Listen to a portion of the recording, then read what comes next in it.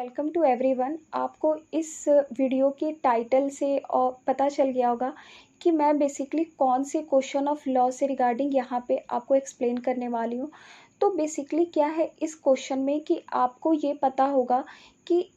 अगर first wife के होते हुए हिंदू मैरिज एक्ट के अकॉर्डिंग अगर सेकंड वाइफ अगर दूसरी शादी की जाती है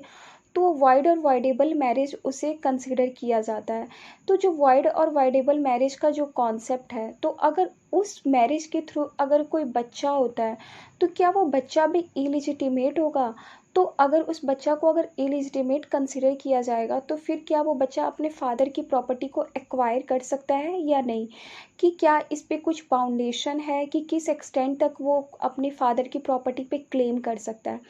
तो सबसे पहले मैं आपको बताती हूँ कि सेक्शन 16 क्लॉज 1 एंड क्लॉज 2 इसे जब आप पढ़िएगा तो वहाँ पे बिल्कुल क्लियर कर दिया जाता है कि वाइड और वाइडेबल मैरिज के थ्रू अगर जो बच्चा होता है उस बच्चा को आप इलिजिटिमेट कंसिडर नहीं कीजिएगा, वो बच्चा भी लेजिटिमेट ही माना जाता है। ऑल दो मैरिज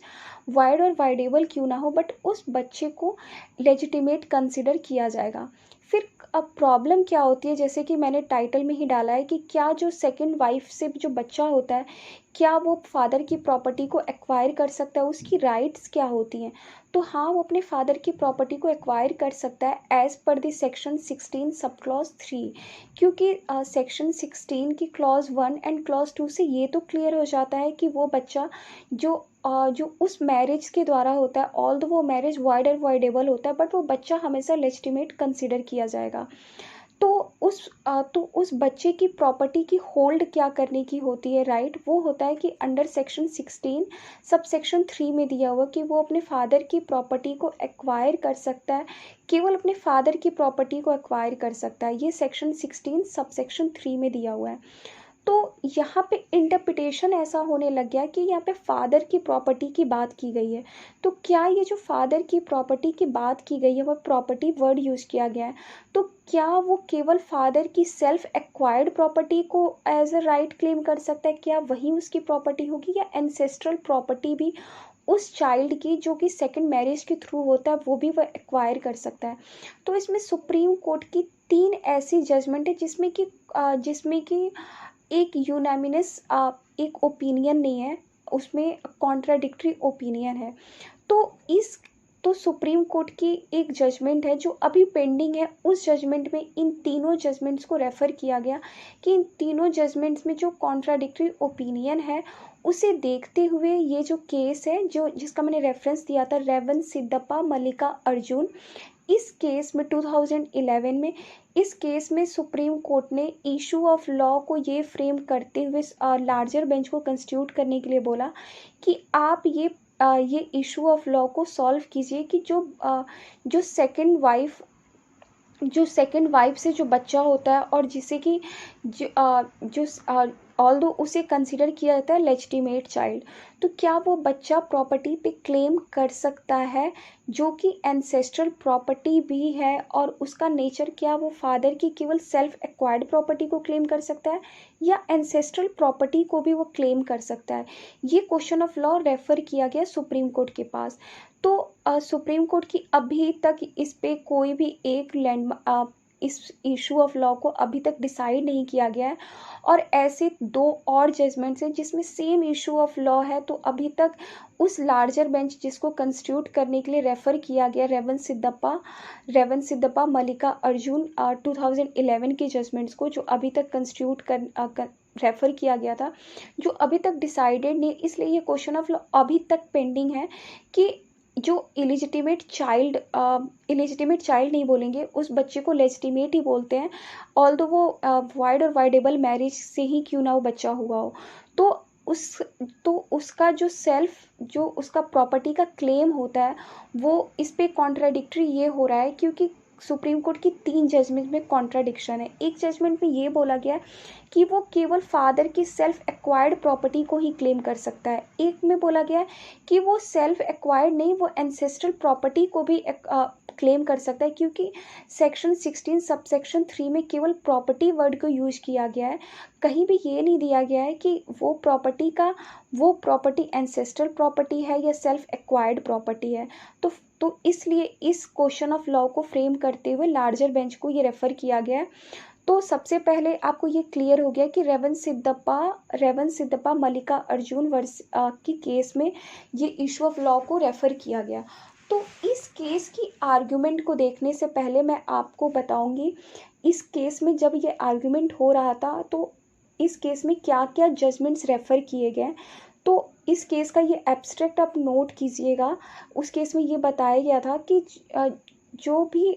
भी सोसाइटी है उसकी लेजिटिमेसी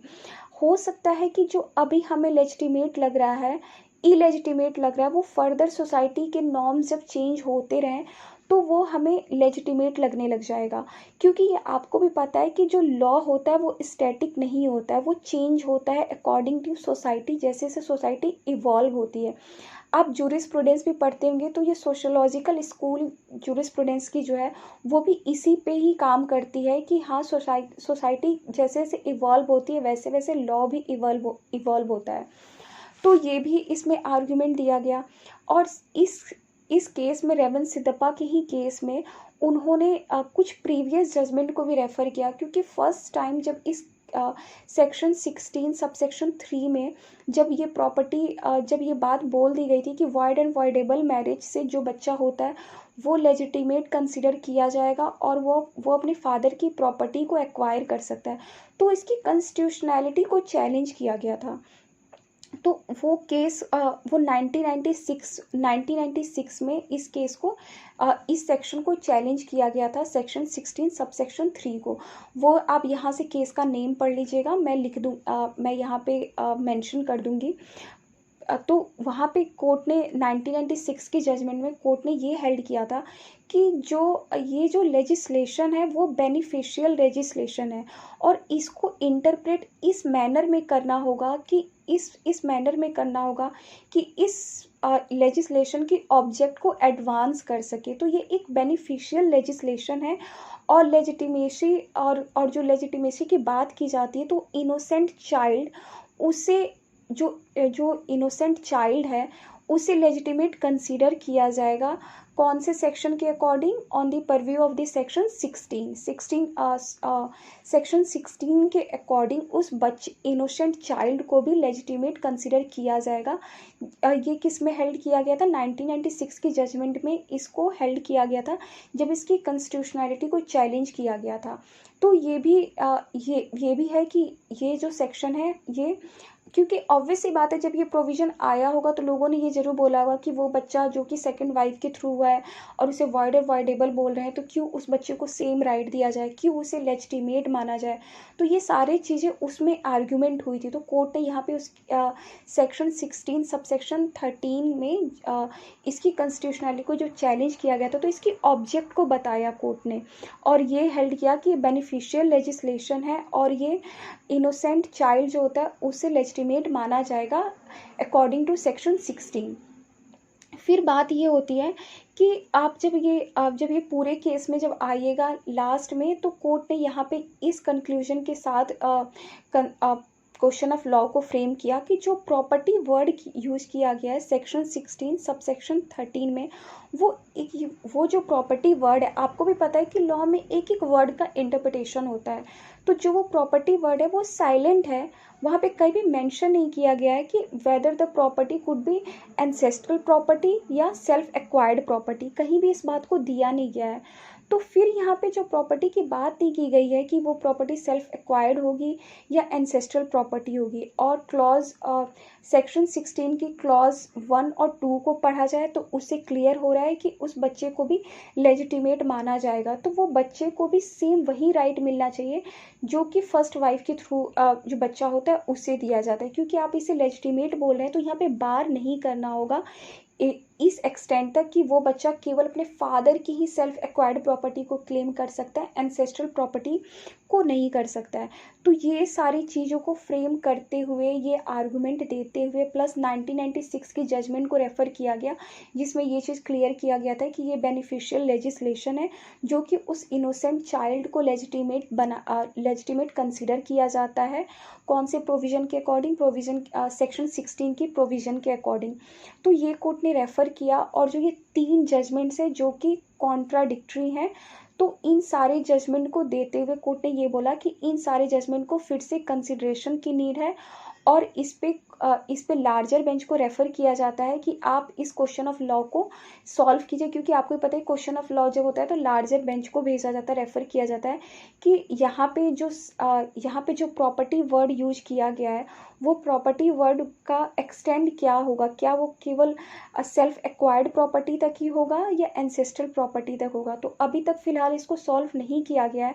अभी तक फ़िलहाल जितने भी, मैं 2-3 और जजमेंट्स का यहाँ पे दूंगी क्योंकि यहाँ पे कोर्ट ने अभी तक डिसाइड नहीं किया है। तो जब भी जो सेकंड वाइफ जो वाइड और वाइडेबल मैरिज के थ्रू जो बच्चा होता है वो अभी तक केवल अपने फादर की सेल्फ एक्वायर्ड प्रॉपर्टी को ही क्लेम कर सकता है, एंसेस्ट्रल प्रॉपर्टी को अभी तक वो नहीं कर सकता है, क्योंकि इस क्वेश्चन ऑफ लॉ को अभी तक डिसाइड नहीं किया गया है। अब जब इस क्वेश्चन ऑफ लॉ को डिसाइड कर दिया जाएगा तब देखते हैं कि कोर्ट क्या डिसाइड करती है, कि क्या वो प्रॉपर्टी वर्ड की इंटरप्रिटेशन में कैसे इवॉल्व करती है कि वो एंसेस्ट्रल प्रॉपर्टी को भी इंक्लूड किया जाए। और क्योंकि मेरे अकॉर्डिंगली जितना भी आप एक एक वर्ड को इंटरप्रेट किया जाए, और जो ये रेवन सिद्दप्पा की भी जो जजमेंट्स है 2011 की, उसमें भी जो ये आर्ग्यूमेंट दिया गया है और जो ये बात भी बोली गई है सेक्शन 16 सबसेक्शन 13 में, वहाँ पे केवल प्रॉपर्टी वर्ड यूज़ किया गया है, और प्रॉपर्टी वर्ड में कहीं भी ये यूज़ नहीं किया गया है कि वो एंसेस्ट्रल प्रॉपर्टी होगा या सेल्फ एक्वायर्ड प्रॉपर्टी होगा। तो जब ये चीज़ है ही नहीं वहाँ पे, और एक साइड आप उस बच्चे को लेजिटिमेट कंसिडर करवा रहे हैं, तो उस बच्चे को फिर बार नहीं करना होगा इस एक्सटेंड तक कि वो केवल फादर की सेल्फ एक्वायर्ड प्रॉपर्टी को क्लेम करे, ना कि वो एंसेस्टर प्रॉपर्टी को।